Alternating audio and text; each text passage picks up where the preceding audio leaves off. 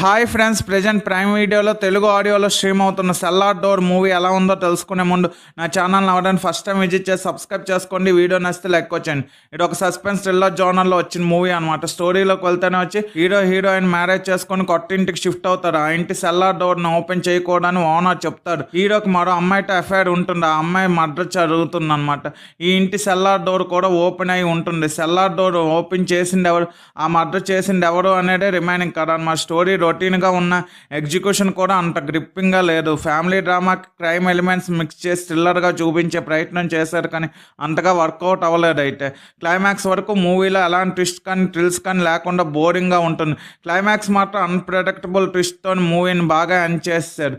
First half బోరింగ్గా ఉన్న second హాఫ్లో కొన్ని సీన్స్ ఎంగేజింగ్గా ఉంటాయి. బ్యాక్గ్రౌండ్ స్కోర్ కూడా ఓకే. స్లో నెరేషన్ వల్ల మూవీ ల్యాక్ చేశారనే ఫీలింగ్ అయితే వచ్చింది. రొమాంటిక్ సీన్ అయితే ఒకటి ఉంది. ఆ ఒక్క సీన్ తప్పితే మిగతా మూవీ ఫ్యామిలీతో వాచ్ చేయొచ్చు, కానీ నేనైతే చూడమని రికమెండ్ చేయను. చూడకపోతేనే మంచిదే. నాకైతే ఈ మూవీ నచ్చలేదు. ఈ మూవీకి నేను ఇస్తున్న రేటింగ్ 2/5. ఇలాంటి జెన్యూన్ రివ్యూస్ కోసం నా ఛానల్ సబ్స్క్రైబ్ చేసుకోండి. వీడియో నచ్చితే లైక్ చేయండి. Video friends and family members share చేయండి. Thanks for watching. జై హింద్.